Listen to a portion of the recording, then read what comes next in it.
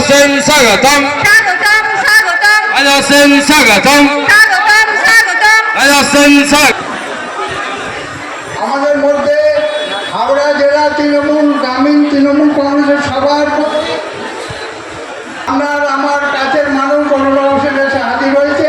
তাকে আমরা রাজা আছেন, রাজা আছেন, রাজা আছেন, বন্দে মাতরম।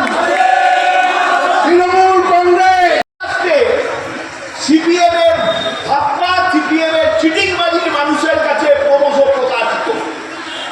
তাই সিপিএম আগে ভাগে তা অনুধাবন করে 93 সালের 21শে জুলাই শান্তিপূর্ণ আন্দোলনের ওপরে জ্যোতিবাবুর পুলিশ, বুদ্ধদেব ভট্টাচার্য, যাকে আজকে কমরেডরা সাদা ধুতি, সাদা চুল, সাদা দাড়ি, ইত্যাদি সাদা পাঞ্জাবি, সাধু পুরুষ সাজান, তার নির্দেশে 93 সালের 21শে জুলাই 13 জন শহীদ হয়েছিলেন কলকাতার রাজপথে। নির্বিচারে গুলি চালানো হয়েছিল।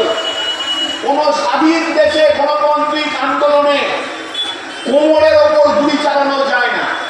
তার কারণ কোমরের ওপর গুলি চালালে মানুষের প্রাণহানির সংখ্যা 10% থাকে।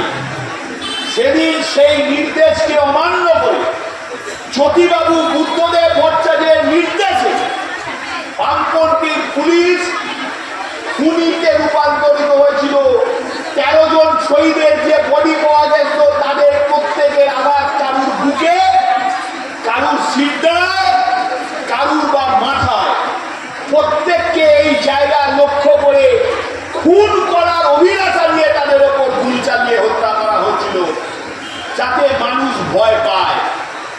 ও আন্দোলন সেদিনের সংগ্রাম কতটা সঠিক সেটা প্রমাণ হয়েছিল যখন 1994 সালে জানুয়ারি মাসে ডিএম সেশন তৎকালীন সময় নির্বাচন কমিশন ঘোষণা করলেন সকলের জন্য সচিত্র পরিচয় পত্রের কাজ।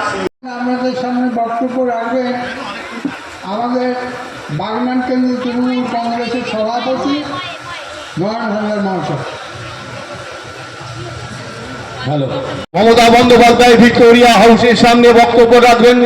প্রতিবারেই তিনি 21শে জুলাই বার্তা দেন আগামী 6 মাসের আমাদের যেমন দলীয় রাজনীতি কোন পথে দিক নির্দেশ করবে এবং সরকারের কি নতুন কর্মসূচি আমরা দেখেছি গত 21শে জুলাইগুলোতে।